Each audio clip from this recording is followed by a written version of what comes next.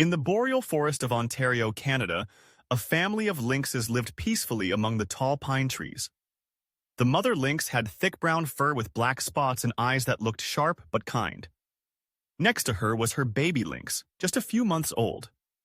He was playful and full of energy. Every morning, the mother lynx took her baby through the forest, teaching him how to sneak, hide, and move quietly. The little lynx was curious about everything, from dry sticks to the faraway sounds of squirrels. He always ran around excitedly, staying close to his mother, with bright eyes full of wonder. One morning in June, the mother and her baby entered a dense part of the forest filled with squirrels and rabbits. The baby lynx stepped softly over fallen leaves, learning how to hold his breath and move carefully. He saw a squirrel jump from branch to branch and quickly leapt onto a fallen tree to chase it. The mother lynx watched from below, feeling both proud and worried. Her baby was fearless, maybe too much. The lynx climbed higher, going further from the ground, following the squirrel up a rotting tree. The branch under his feet made a strange creaking sound, but he ignored it. Just a few more steps and he would have caught the squirrel's tail. But then, the branch broke, and the lynx fell nearly 3 meters to the ground. There was a loud thud, and birds nearby flew away in all directions.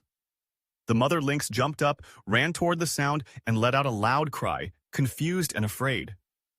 The baby lynx was lying still under the tree. His belly had cuts from the dry sticks. Blood covered his soft fur. His eyes looked dull. He was breathing hard and groaning softly.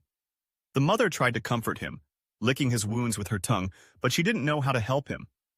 She walked around in circles, growling in pain, like she was crying for help from the forest itself. The baby lynx looked up at her with pleading eyes, as if to say, "Please don't leave me." Suddenly, the mother stood still, turned her head, and ran toward the edge of the forest. Her baby couldn't stay there, curled up in pain and fear, struggling to breathe. She ran as fast as she could, pushing through bushes and jumping over logs in her way. She followed a path that led to a road where people sometimes passed by. Her fur was dusty and scratched by branches, but she didn't stop. The sun was high in the sky, and the light passed through the trees, shining on her slim body. She stood right in the middle of the road, listening for the sound of an engine. A pickup truck was coming. Its tires rolled quietly along the forest road. When the truck was close, she jumped in front of it and let out a loud cry. The driver hit the brakes, and the truck stopped suddenly. The man inside looked shocked. "What is this?" he muttered as he stepped out and saw the animal in front of him.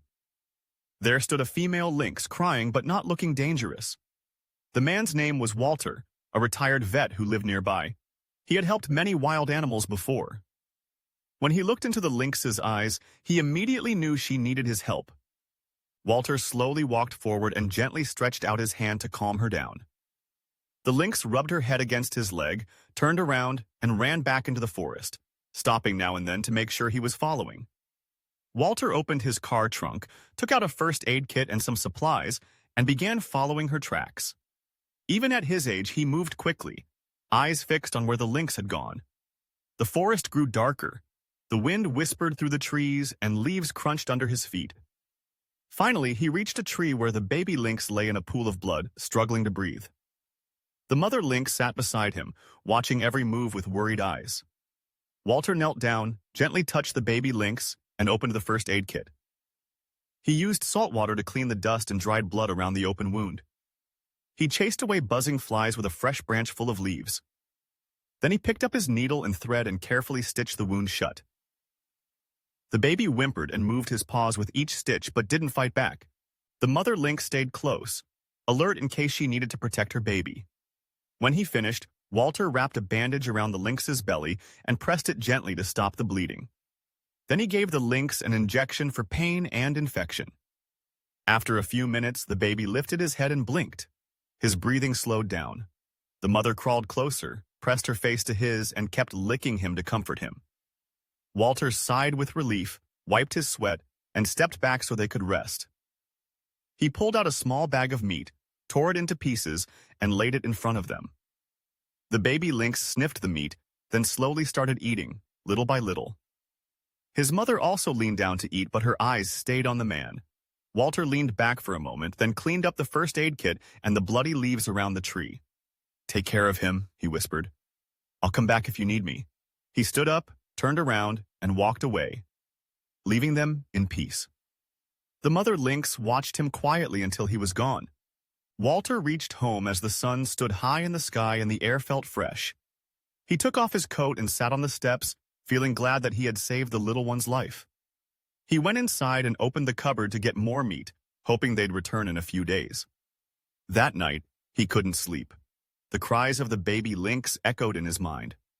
The next morning he made coffee like usual and stood by the window looking at the forest. When he saw nothing, he smiled and said to himself, maybe they're just resting.